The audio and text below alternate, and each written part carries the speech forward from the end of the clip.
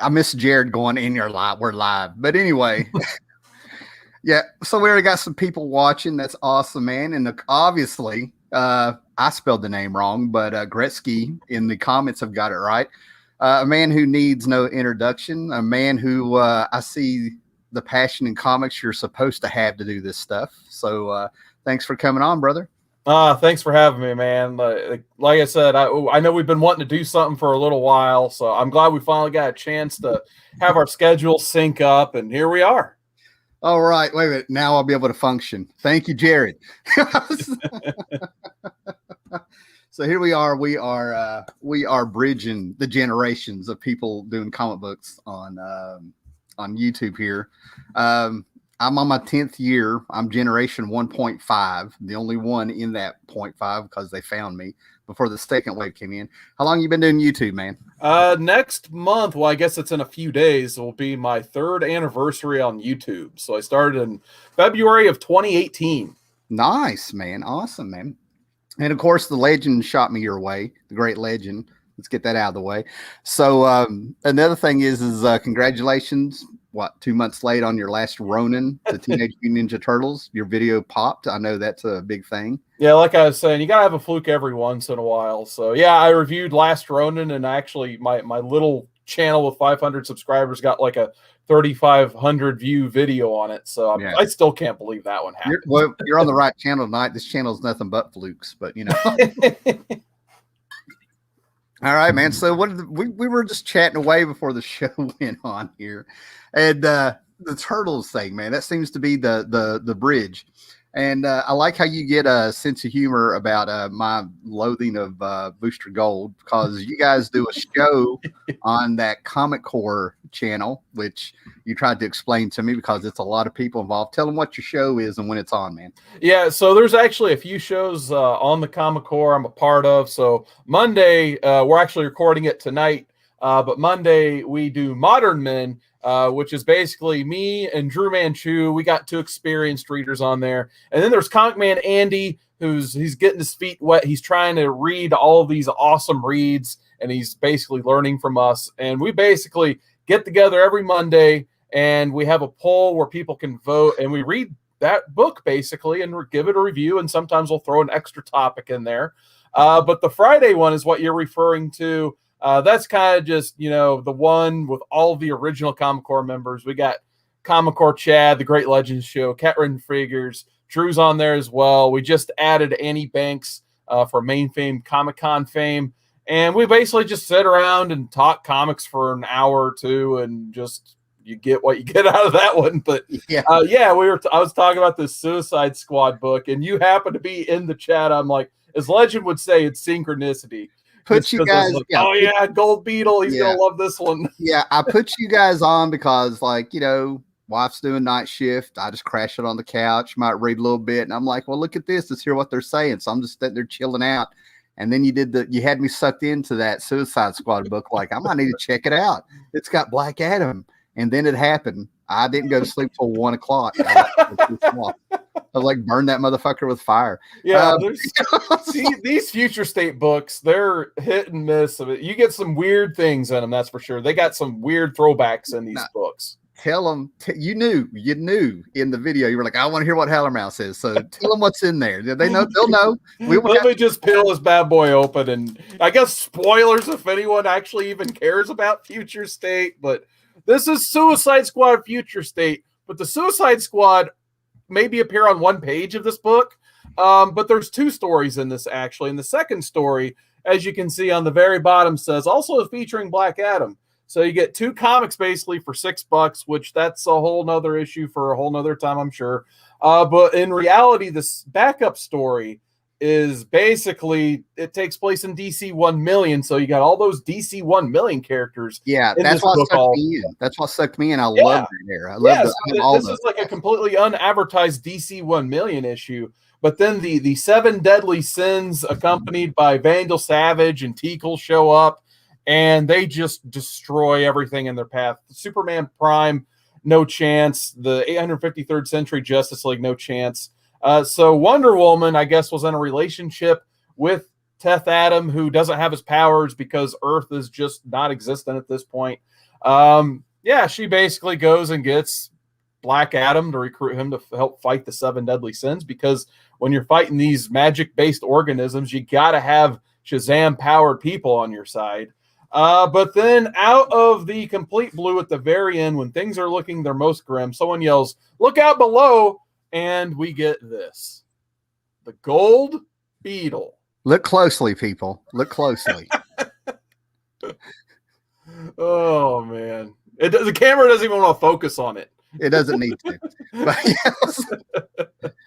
Yeah, I was all sucked in talking 1 million issue and Black Adam. You got to understand, Black Adam was a favorite character of mine from the time I was 7. I still have the VHS tape where Filmation did some cartoons for a Saturday morning show back in the day. Nice. And that's where I found Black Adam. And I was like, he's so cool. He was probably my favorite character all the way up until the late 90s, until Starman officially took over, if you keep up with such things. Sure. But yeah, that I was all ready to go to bed and like, oh, I want to sleep. It's snowing, it's raining, I'm good to go, and got my little cocoon here. And then that. It's like, and the funny thing is they've already advertised this newer character in their solicits for the Flash book, which the whole Wally West thing is its whole separate mess. And apparently that's where Gold Beetle's supposed to be. But now they threw Gold Beetle into this book for some reason. So like I said, I really don't know what to expect next out of these books. Whether they mean anything or not, I guess that's up to the reader. I don't know. I just don't get the recycling of the comics. That's what's killing them. The recycling of the characters like that. And now all of a sudden, man, you have like this genetic, Superboy is Lex Luthor and, Superman, genetically, put together there. Yeah, which they do talk about that in Suicide Squad, because he's running the Justice Squad, whatever that means. Yeah. He's the other character in this book. He's on the cover. That's Connor. So for somebody to pop up to be the Gold Beetle and look like that, I'm like, that's the only explanation I can come up with, man. But I'm just like, I'm not missing a damn thing. I'm not missing a thing. Yeah. But going back to Black Adam, it's kind of funny because I kind of really enjoyed the character for the first time. It wasn't until 52, the weekly comic that they released in the 2000s, and I really enjoyed his arc with Isis and Osiris, and getting to see him on Kahndaq, and him eventually the world turning on him and everything, and he just decided to fight back against everything and everyone. And that's one of my favorite Black Adam stories. Oh, yeah, man. Yeah, when Jeff Johns brought him into the Justice Society, that's right, ASA book back in like 2000, I couldn't believe what I was seeing. Somebody was finally doing something with him. Yeah. But, I mean, aesthetically, going way back, I had the Captain Marvel. I know I'm older than you, obviously, but, we had the Shazam Power Hour back in, like when I was in kindergarten. Right. And you had the live show of Captain Marvel combined with the live show of Isis. So to see all of that, like, make a big hit in the 2000s, I was just like, it doesn't get any better than this for a while there, But aesthetically, Black Adam got me with his freaking costume. That black, when you're a kid, somebody wearing black with a big yellow lightning bolt, so simple and so timeless. The black doesn't age. So that's what's so cool about him. And I don't know, just all this stuff they did with him was just fantastic. I could not believe, you could have pinched me when I found out there was going to be a freaking movie starring Black Adam. I'm like, no way, so. Now, what do you think about them starting to draw the character more like Dwayne Johnson, The Rock? Are you for that at this point? Do you even care, or does that actually make you a little angry? Does he still have the pointy ears? Let's find out. If he's got the pointy ears, out on Friday is it's like he is starting to turn into The Rock slowly but surely in some of these panels. Well, you know what? I have some Gary Frank Superman books. It might be miniseries. It might be in the Legion. I don't know. Anytime Gary Frank draws Superman, he draws him like Christopher Reeve. I would say no to the pointy ears. Well, they fucked up right there. Yeah. Black His Adam ears aren't that pointy. Yes, because he's evil. Yeah. So, there you go. Yeah. Well, there we go. But I mean, like I said, I've got books where people have had the talent to draw characters like their movie versions or their television versions, like a little wink and a nod. So for some people, that's going to be fun. And let's face it, Dwayne Johnson's not the worst thing they could do. He's got tons of fans. I like half his movies, and I was there during the Attitude Era watching him become The Rock. He had me. Absolutely. I know I yell to smell when I'm cooking or something stupid. I think I said jabroni a lot. I don't know. Hey, I learned how to do that eyebrow in high school. It took me a few years, but yeah. And I'm sitting here, and the way my mind works, I see the big picture. I connect dots. You know, I mean, he started out, his first movie was that he was the Scorpion King in Egypt. Mm-hmm. So I hope I don't do with him what I do with Jeff Bridges, because to me, Jeff Bridges, he's played the same character in every movie he's ever been in. I just act like it's the same character in different eras. You know, we're watching the same character grow old, you know? Yeah. And now it's like, we've got you know, I hope when I see Black Adam, I'm not going to go, that's what happened to the Scorpion King, you know? You know, mesh him up. Brendan Fraser pops in as the you know, dumpy Uncle Shazam there, you know. At least have him come in as Robot Man. That Doom Patrol show is actually pretty good. I don't know if you've caught that one yet, but I actually do enjoy Doom Patrol. Well, yeah. I push Doom Patrol all the time. Nice. So, and I always keep it handy. Yeah. So, and I actually have not started season 2 yet. Oh, yeah? Yeah, it's too much going on. But the stuff that they're pulling out of the Grant Morrison run, that just blows my mind. I'm just, you know, that Stargirl show, the Doom Patrol, and the Titans show blows my mind because it's like they get everything right except for the Titans. You know, like right. I don't understand that either. It's you move the really Titans infuriating. I want a Hawk and Dove show. You know what I mean? Like, you know, we were just talking about this the other day, like on the Comic Core, either that or one of our off-air calls. It's just like, how do you get Hawk and Dove perfectly right to the point where people want that show, but you have all these legendary characters that, like, I'll admit season 2 was good for like the first third of the first half, but then it just takes a nosedive in quality. I don't know if writers got fired or what happened, but that last half of that season was rough. I think they just started being like, we're clever and we're geniuses. I don't know. But the Stargirl show's the one I kind of push people on. The first 10 minutes of the first episode of Stargirl is better than the last 2 years of any DC movie. They get it so right. I mean, you got members of the Justice Society looking like they do in the comic, fighting the Injustice Society in a freaking mansion, and people die. I mean, I was just sort of like, it was a freaking war from the get-go. The show, you know, I mean, overall, the Stargirl show is good. Don't get me wrong, but I mean, there's a couple episodes you can just skip and just get to the point. I mean, I'm seeing Starman's freaking staff, and they got James Robinson and Jeff Johns on it. So, look at this. Look at this. You might be bored for a minute. I don't know. But yeah, those are the shows I push. All the CW stuff. I don't think I remember too much. Yeah. They kind of let me down with Crisis, and I've kind of just tuned out ever since. Oh, that was so bad. Yeah. So we were talking Turtles on here. I told you what my era was. This is I'm the 84 to about 1990 guy. I think I bowed out around City at War, and I had to I couldn't get these on the newsstand. I would accumulate little here, see little interviews here, see little comic scenes and stuff, having articles on the Turtles, of course, the cartoon. But I was able to accumulate a lot of these. Those are awesome. I think I actually have one or two, because they have these I need a fourth one.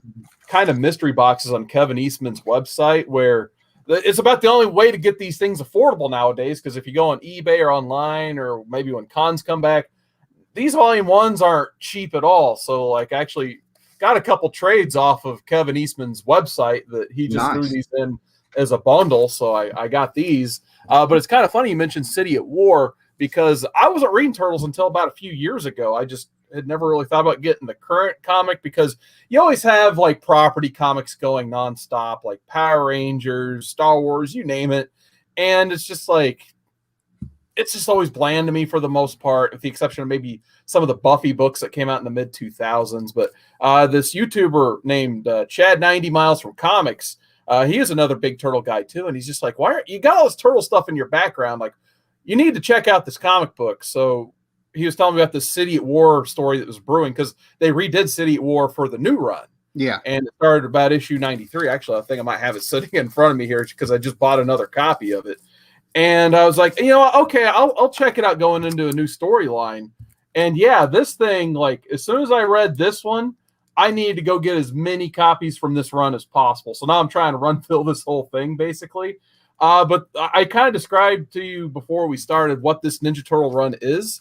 It's just like they have all this turtle stuff from 1984 on forward, and they're just cherry picking the best things from every run, movie, TV show, and they just put it in a blender, and they're on issue 113 right now, I think.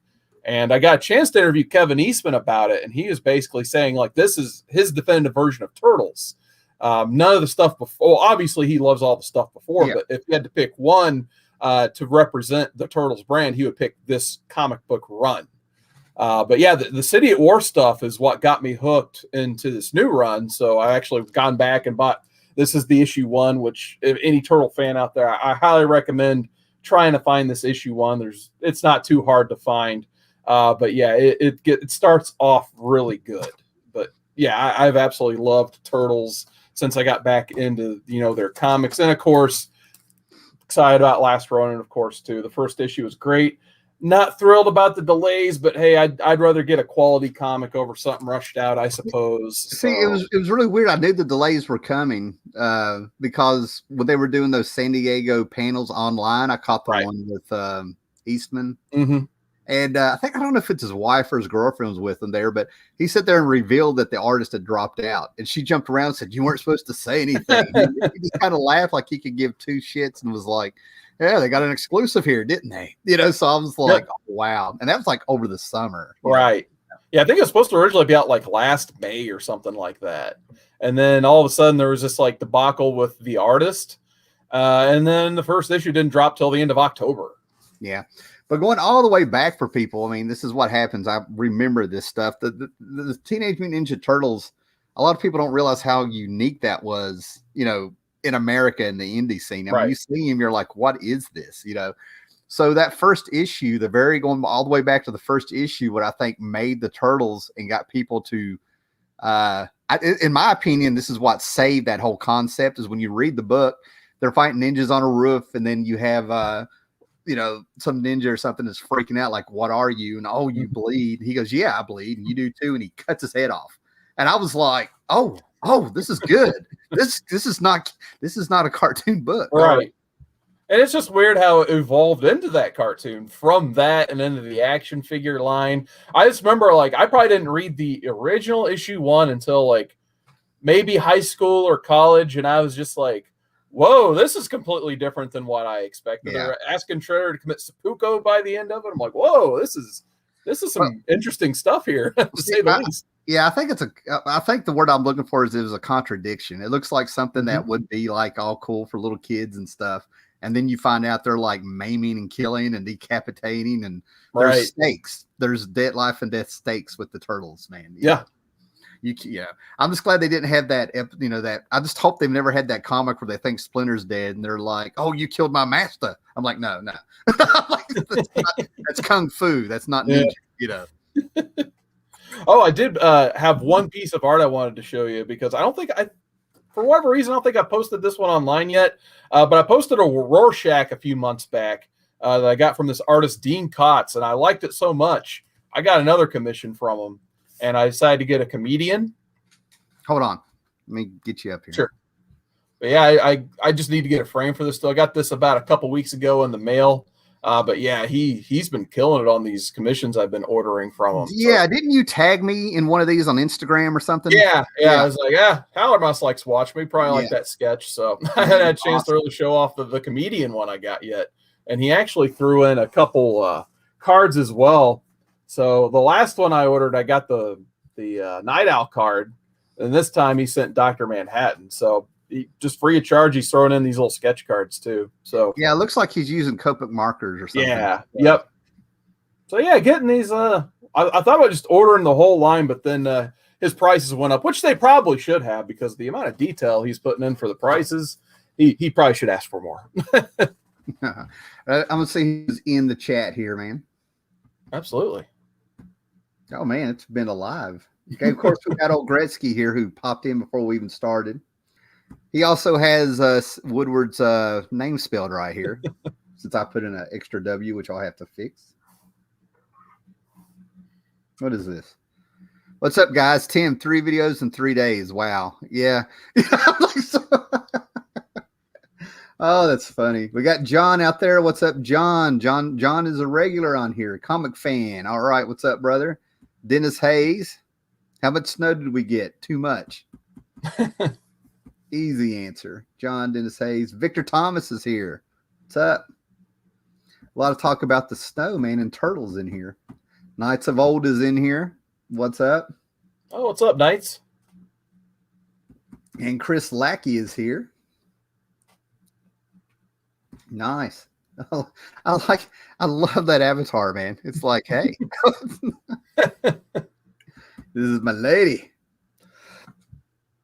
Oh, man. So you kind of made the comment there, and I don't want to like run with it too much, man, but you know, you said there's like not a lot of comics out today that you're into or anything like that for reasons. Is there anything there you want to go into about that? Yeah, I mean, we were talking about this quite a bit, but like, it just feels like back in the day, like you could invest in a character and they do a nice run build around such a character, and you know, you really enjoy going to the shop. But it feels like anymore. I love my superheroes. It is what it is. You know, I love the DC stuff. That's where I started buying comics with Superman, the Death of Superman back in '93, and just going from there. But it feels like there's just not a lot of passion in some of these books anymore, where it's just like the writers. It just feels like they're writing some of these superhero comics to get another job in Image later down the line where they're going to earn some real money and properties and royalties. But there's just not a lot of stuff I'm really looking forward to on the shelves right now. That's why Turtles, I think, has really been appealing to me, is because, like I said, there's a lot of passion in the project. Kevin Eastman's been attached since day one. It feels like they actually have a nice plan and continuity where they're going. And yeah, it's just, they actually care about each and every issue, where especially some of this future state stuff it just feels like filler. Yeah, I agree with you. So when is back in the day for Woodard there? Oh, back in the day, I started collecting in 1993. I got a Superman 75 4th print shoved in my Christmas stocking for that year's Christmas, and I've pretty much been collecting almost ever since. I was actually working in a comic shop. It didn't last long. The dude had a real job where he was over the cafeteria at a community college. Like, he ran that, you know. He wasn't a cook. He was the guy that did the books and all that. So he opens up a comic book shop in like a place as big as this room I'm in. And he's hired me to paint his sign for his store. And all of a sudden, I was like trying to tell him what he needed to do. And I was as friendly as I could be. Next thing I know, I'm working there. And after I'm working there, he's paying me in comics, or so he thinks. Nice. Yeah. So I'm also working at Hardee's from 3 a.m. till 3 p.m. I was the outside guy, you know? Yeah, nice. So he said there, next thing I know, I'm like ordering the books. I'm doing all this stuff. I'm running the place. And his wife comes in and she's like, you seen him around? He's been playing these games. I think he was playing like, I don't know what it was, Battletech or something. He was playing some games, hiding from her, going to work, and left the shop in my hands. So when Superman, the Death of Superman came out, I had a line going out the door on the mall. I could see people crossing the railroad tracks in the road from the hospital across the road. And I'm just sitting here like, this is so wrong. Everybody was they really thought they were going to retire on this in 20 years or something. Yeah. It's crazy. I didn't even know it was a thing until literally like, oh, I wonder what, like, I got a candy cane in here, something. I'm like, oh, Superman's dead. Like, I didn't even know what was happening. And like, my only Superman I knew about was, you know, Christopher Reeve in the movies, and then, you know, the cartoons and stuff. That was pretty much all I really had recollection of until I pulled out that comic book. And then we started getting, me and my brother, we were collecting the funeral for a friend stuff together. And then you had those die cut covers where you get each of your 4 new Supermen. And we were just hooked from there. Well, you know, I was a little different. I had some Silver Age books, a bunch of imaginary stories where Superman died. Mm-hmm. They had the Alan Moore, Whatever Happened to the Man Tomorrow, that I was like 12 when that came out. Nice. Same year, you had the last season of Super Friends, which was like Galactic Guardians or something. It was actually a good season. They did the Death of Superman based on the comic a little bit. So when this really happened, I'm like, oh, it's not an imaginary story. You know, I was like, That's what I thought. No, I love that. That's one of my favorite Superman stories ever. It's just like a nice ending, in my opinion, for the Silver Age Superman. All right. Hey, man, I want to shout out here to comic man Andy. Oh, what's up, Andy? Yeah, I'm going to give him a shout out. And apparently it wasn't a big deal, but I felt like I did a faux pas. I said something about Punisher in one of y'all's chats during the show. Little did I know, comic man Andy here has a shrine of Punisher behind him. And I'm like, oh, yeah, he's a huge Punisher guy. Yet I'm like, Andy, when are we going to read any Punisher on Modern Men? And we have yet to, and I think we're building toward like episode 70, basically. And we have yet to read one Punisher comic book. It's like, Andy, if you just want to read Punisher, let us know at this point. Well, I think I ended up doing it on Jared and Paolo and Scott and my show on Friday night. I think I brought it up, but it was because of that I was wanting to. I had it in my head of doing a whole Punisher as a serial killer video, but I felt so bad because I thought I trolled Andy by accident because I didn't. I would just go ahead and do it. Yeah. It's one of those things I know I noticed. You know what I mean? Probably nobody else, but I'm like, oh, that's a shrine of Punisher behind him.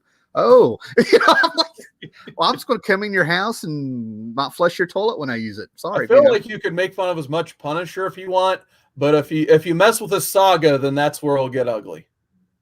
Oh, really? Saga? He loves Saga. Well, he can have his Saga as long as I can make fun of Paper Girls. Apparently, I'm the. Yeah, somehow I got Legend hooked in the Paper Girls. Like the Paper Girls is almost a joke on our Comic Core chats because like Drew was like a big supporter of this Paper Girls book, and he was preaching it and everything. And Legend was like, oh, whatever, I might read it one day. And then like I actually got the first hardcover and read it one day, and I brought it to the Comic Core Friday show. I'm like, I read this really awesome hardcover, Paper Girls, absolutely loved it. And Legend's like, that sounds awesome. I'm going to go read Paper Girls. And he went and read it and loved it too. And I'm like, he's like, thank you for letting me know about this awesome book, Paper Girls. And Drew's like, hello, I've been talking about this book for over a year. And you didn't want to read one issue. He mentions it once in a hardcover and you go running off and buying it. So every time Paper Girls is mentioned, it's just always a joke, basically. Yeah, I had like the first issue. I had the first, I don't know, 2 trades maybe, and I immediately got rid of them because it was like he'd have a cool idea and then he'd like, it was just too schizophrenic for me, man. Like, I get that. And then I couldn't stand the coloring, the 1-tone, 2-tone color. Now, I'm just glad I read it in like one big sitting because you would have been like, I couldn't imagine reading that book monthly. It's one of those books, in my opinion. All right. Oh, man.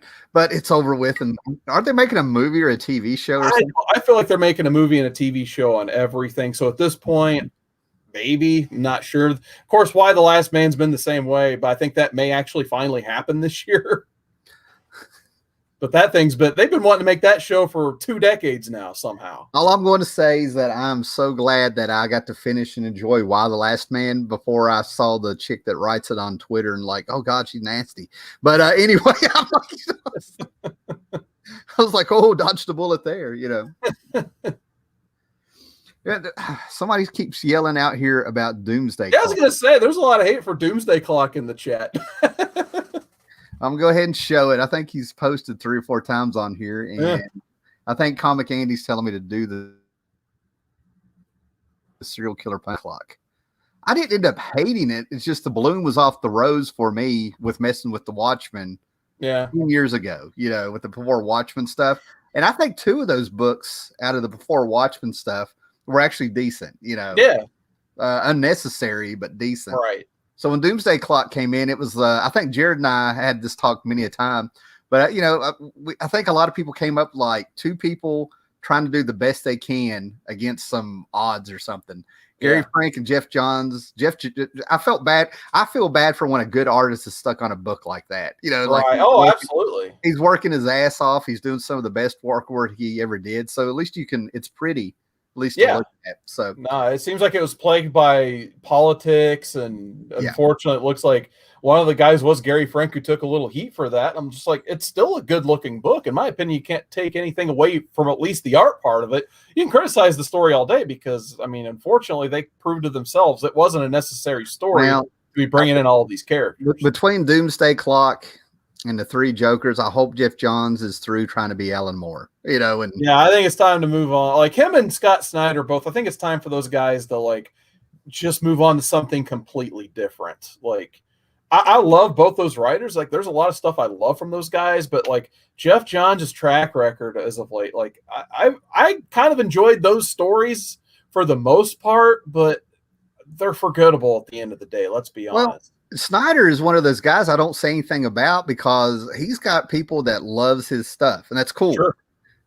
He, you know, I check out his stuff. I read some Court of the Owls and a little bit of this, but when he did the Joker Dragon, and everybody was loving the Joker Dragon, and I'm sitting here like, what the fuck? He lost me with Death Metal. People love the Joker Dragon, and I'm just sitting here like, don't say a word, man. Don't do it. You know. Alfred boxes. That's all. I still don't know what an Alfred box is. It's like a mother box or something, but it's just like, oh, what's up, Legend? Legend made it in. All right, cool. I kind of feel like, I wonder if it's like the same way I felt when I read Dark Knight Returns, and everybody loves that story, obviously. But when Dark Knight Strikes Again originally came out, I was just like, even as like a high schooler, I was just like, why? Why do we need this book? And then Again, everything except what involved Batman was good. I'm ready for like the Atom Returns for what they did to him.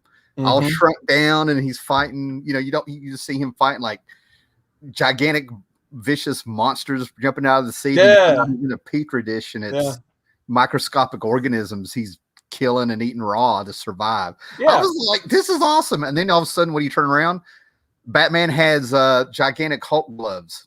And that's in the one panel he actually appears in that book. That's $9. Well, what's funny is I have an old Bronze Age action or Superman book where Lex Luthor is wearing those, you know, on the cover, and Batman's behind him going, "Oh no," and Superman's going down.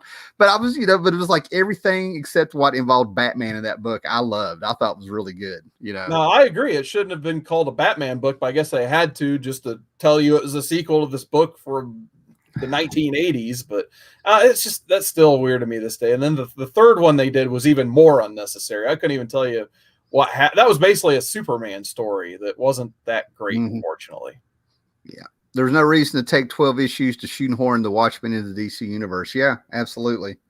And what gets me is that no other DC book acknowledged that the Watchmen were there. Right. You know what I mean? You had the comedian popping up, and that's the one thing that got me the worst. Is like like I said, I didn't mind the story, but the one thing I could criticize the most negatively is the appearance of the comedian in it, because like, why do we need the comedian in that book? Like, it could have just been just Dr. Manhattan. You didn't even need to reference any of the other Watchmen whatsoever. It was complete. And then the second Rorschach was even more pointless.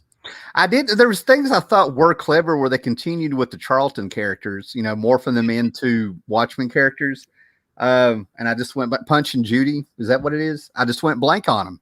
Anyway, Marionette and Mime were based on Punch and Judy, and I was like, "That's clever. That's pretty good."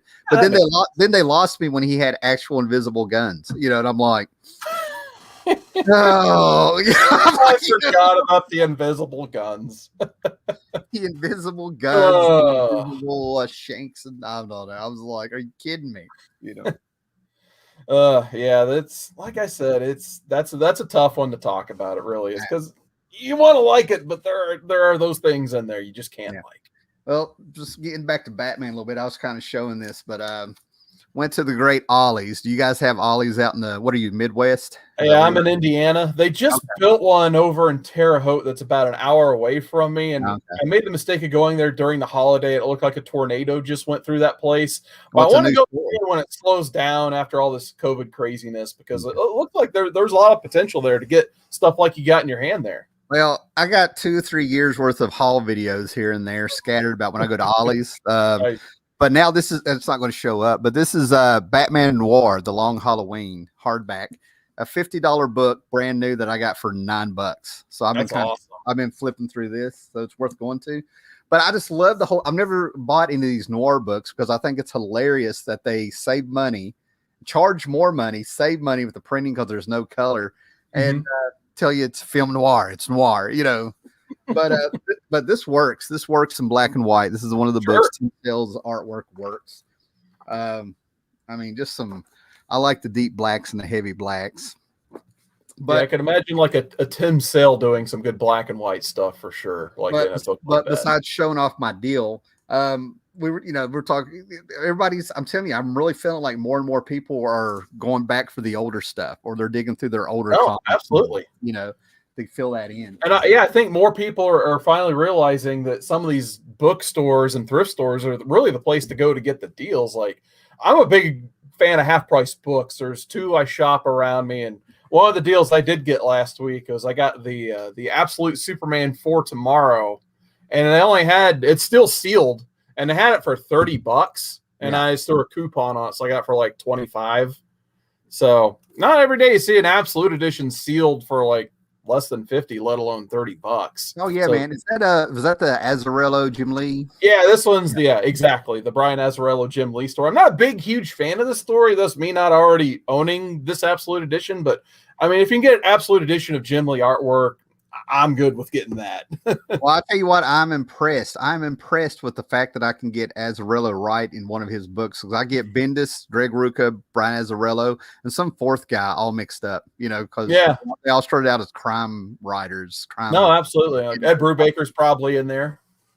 That's it. That's the dude. That's him. That's that guy. All right, Paolo's popped in here. What's up, brother? And if I'm missing anybody, just keep commenting. I'll see you, man. All right, you got any topics you want to bring up? Because you're going to end up getting interviewed.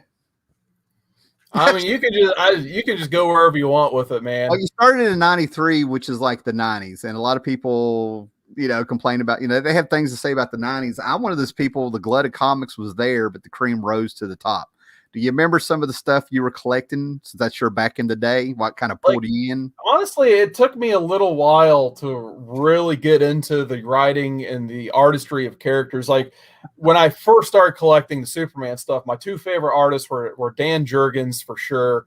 He was like, to me, to this day, he is still like the definitive Superman artist for me. I know a lot of people may disagree with that, but when I think Superman, I think that Dan Jurgens Superman. Mm-hmm. And then the other artist I really liked was Tom Grummett, who is basically the Adventures of Superman guy, who eventually went on to all that Superboy and Robin stuff. And those were like my guys back in the day, because basically they created those characters to appeal to little old me, because we're all roughly the same age for a little bit.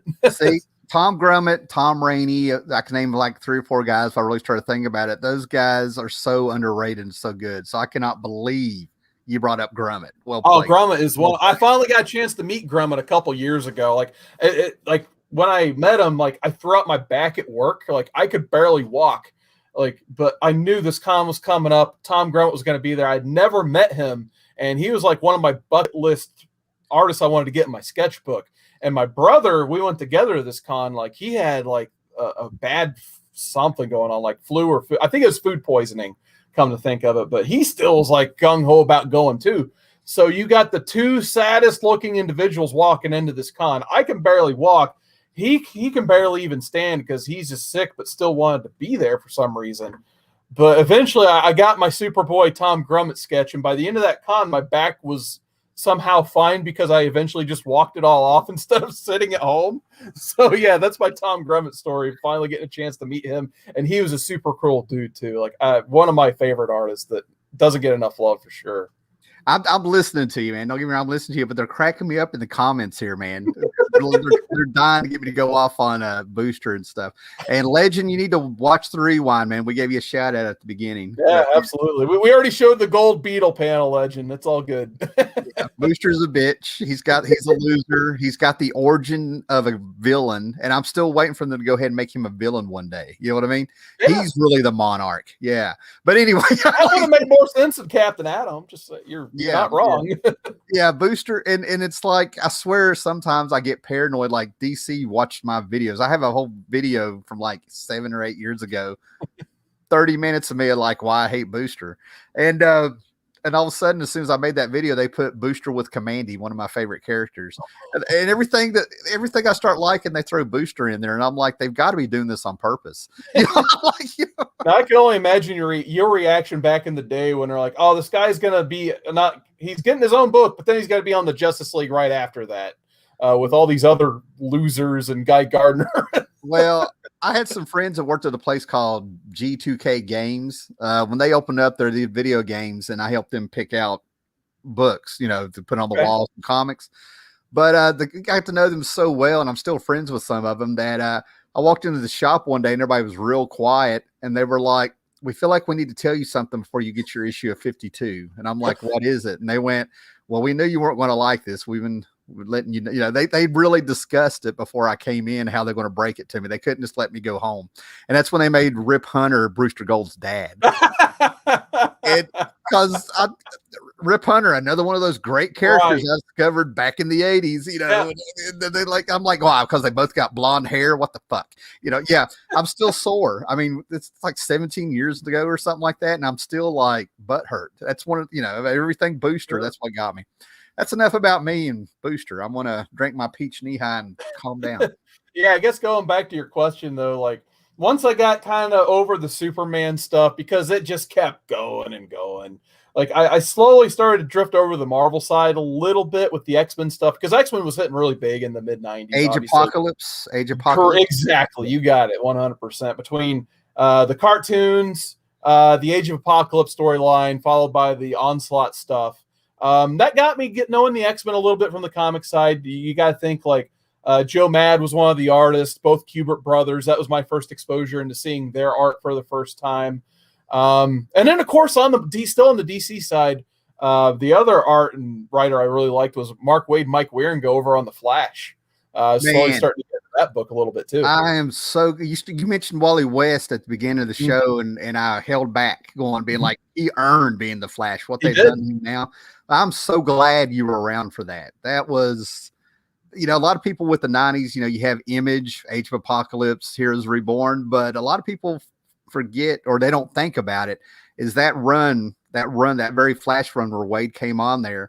That was a return to real comics, if that makes any sense. Sure. That was all about the character and legacy. Yeah. And somebody wasn't trying to be Image, and they weren't trying to rip off Alan Moore with the legacy. I can go on and on, but that's you're absolutely right. And that's what I kind of wish, going back to another topic we talked about a few minutes ago, where it's just like, why do I not like comics, current ones, as much as I maybe used to? And I think that's one of the reasons. Is that's what I hoped things would be. Eventually you got a character like Barry Allen, who's a really awesome character, don't get me wrong, but eventually you got to shake things up a bit. And during Crisis, they bring in Wally West, who is Kid Flash this whole time, and then he becomes the Flash and gets his shot at the mantle. And I'm, when I learned about this as a kid, I'm like, oh, that's really awesome. So, like, the mantle keeps going, but the stories stay fresh with these, this great newer character who still has that legacy of being Kid Flash and working his way up to the Flash. So I was always kind of hopeful that, like, my guys from the 90s, like Connor Kent Superboy, Tim Drake Robin,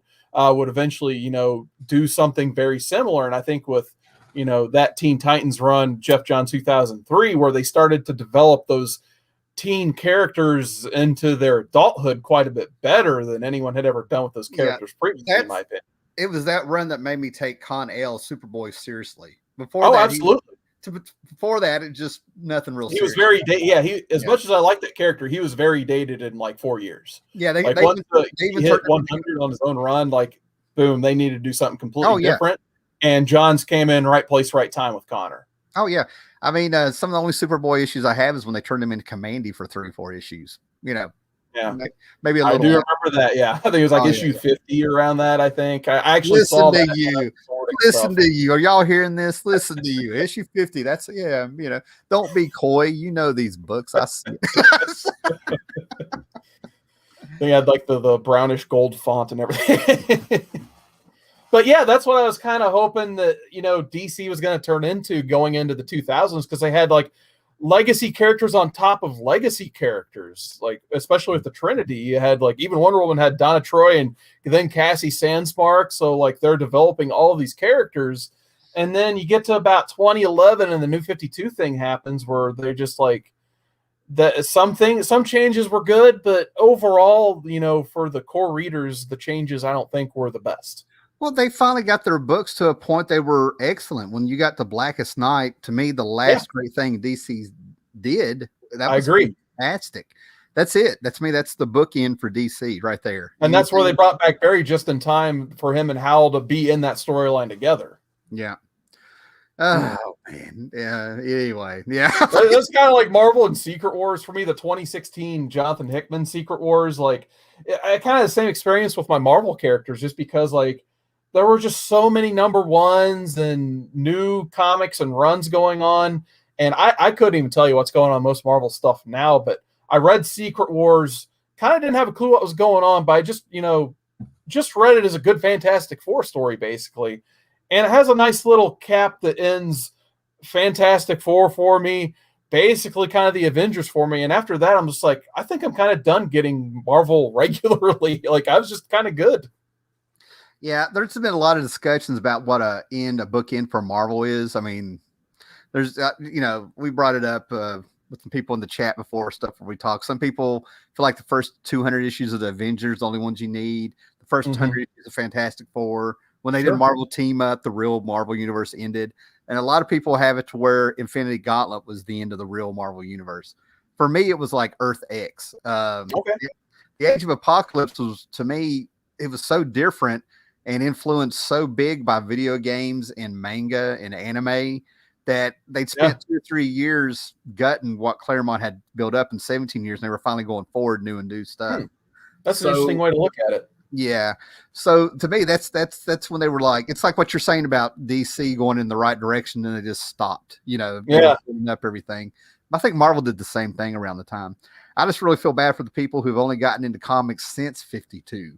And this is the last 10 years is all they've really known. I really feel bad for them on that one. But the thing is, and I was kind of thinking about this the other day, like this should almost be one of the best eras to get into comic books, because if you're a fan of just the movies, like the creative in the movies is almost better than some of the creative in the comics. Like you can go grab an iPad and you can literally access almost every like mainstream comic ever on this device now, just paying like either a monthly fee to Marvel. DC has their service, Comixology, or you can just bootleg them if you'd like, I guess, if you're into that.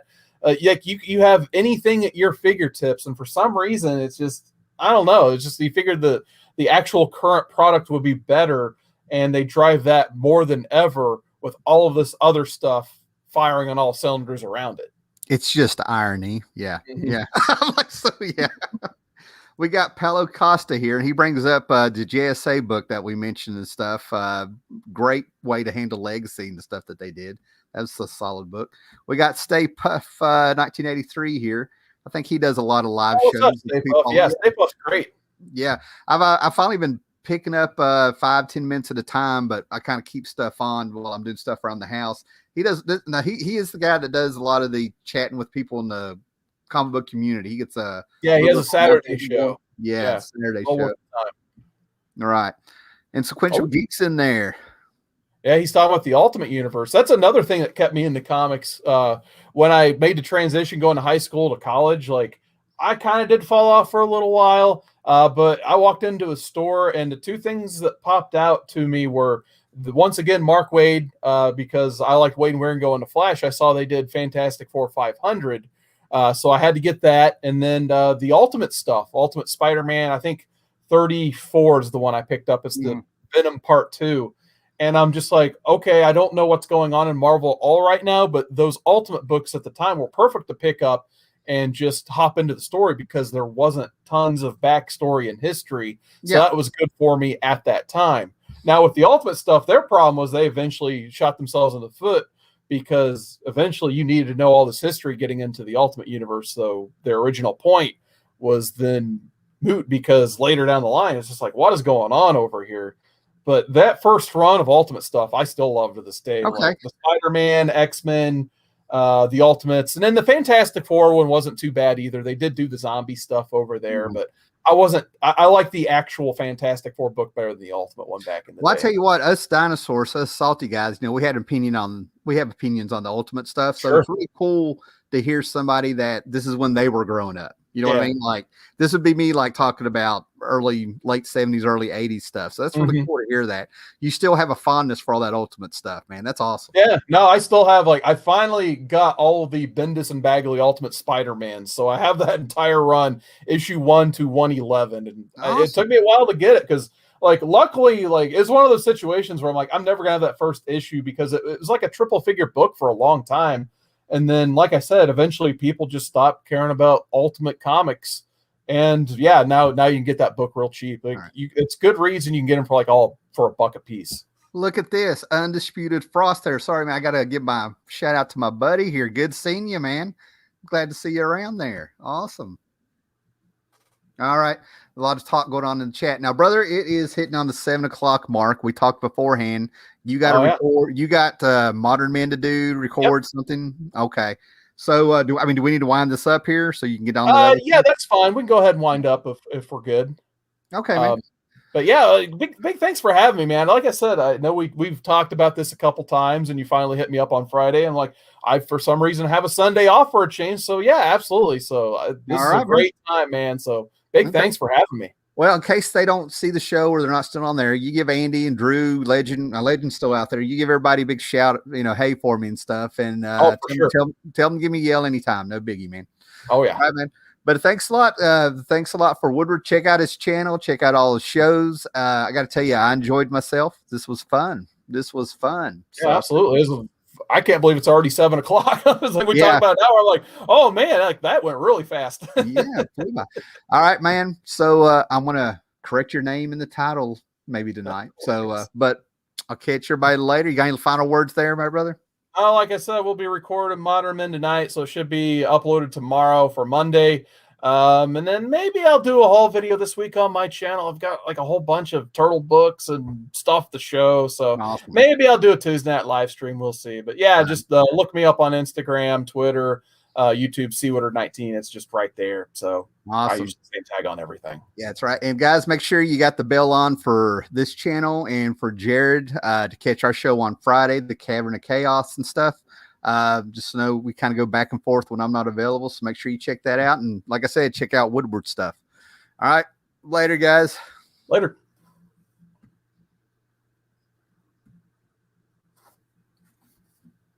Nice. I think